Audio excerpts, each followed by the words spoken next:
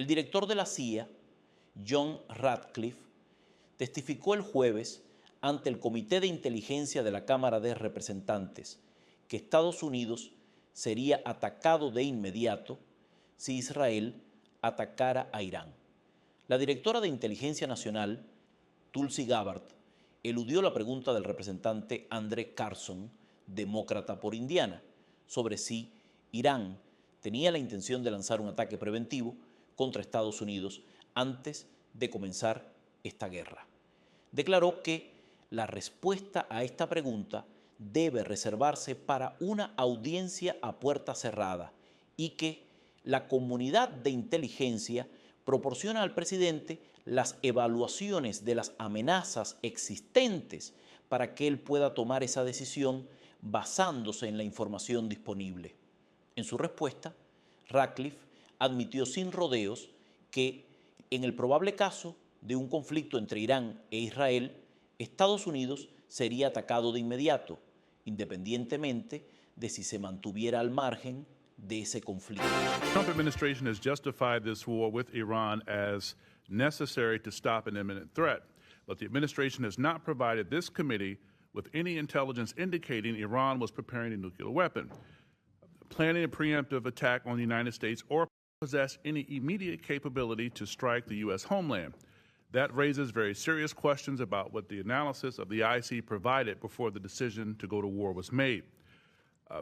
Directors Gabbard and Ratcliffe, is there any evidence that Iran intended to conduct a preemptive attack on the United States? And I ask this because 13 service members have been killed in Trump's war, including Captain Seth Koval, a husband and a dad from my state of Indiana, and my constituents want answers. So is there any evidence that Iran intended to conduct a preemptive attack on the U.S. prior to beginning this war, yes or no?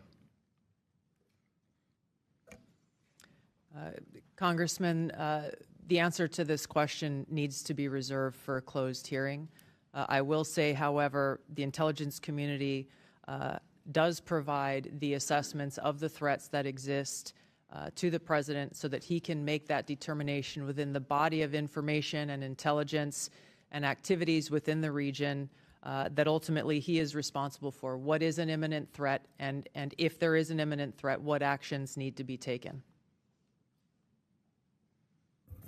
Congressman, as the DNI said, there's a body of intelligence that we'll be able to cover in the classified portion of this hearing that does reflect that in the likely event of a conflict between Iran and Israel, that the U.S. would be immediately attacked, regardless of whether the United States stayed out of that conflict. Según las declaraciones de Marco Rubio, corroboradas posteriormente por la CIA, Israel planeaba un ataque que ponía en peligro a las tropas estadounidenses y, por lo tanto, Estados Unidos se vio obligado a atacar a Irán de forma preventiva. Así lo dice Marco Rubio, Evidencia. States conducted this operation with a very clear goal in mind. I haven't got a chance to see a lot of reporting. I don't understand what the confusion is. Let me explain it to you, and I'll do it once again as clearly as possible. Perhaps you'll report it that way. The United States is conducting an operation to eliminate the threat of Iran's short-range ballistic missiles and the threat posed by their Navy, particularly to naval assets. That is what it is focused on doing right now, and it's doing quite successfully. I'll leave it to the Pentagon and the Department of War to discuss the tactics behind that and the progress that's being made. That is the clear objective of this mission. The second question that's been asked is, why now? Well, there's two reasons why now. The first is it was abundantly clear that if Iran came under attack by anyone, the United States or Israel or anyone, they were going to respond and respond against the United States. The orders had been delegated down to the field commanders. It was automatic, and in fact, it bared to be true because, in fact, within an hour of the initial attack on the leadership compound, the missile forces in the south and in the north, for that matter, had already been activated to launch. In fact, those had already been pre-positioned. The third is the assessment that was made that if we stood and waited for that attack to come first before we hit them, we would suffer much higher casualties.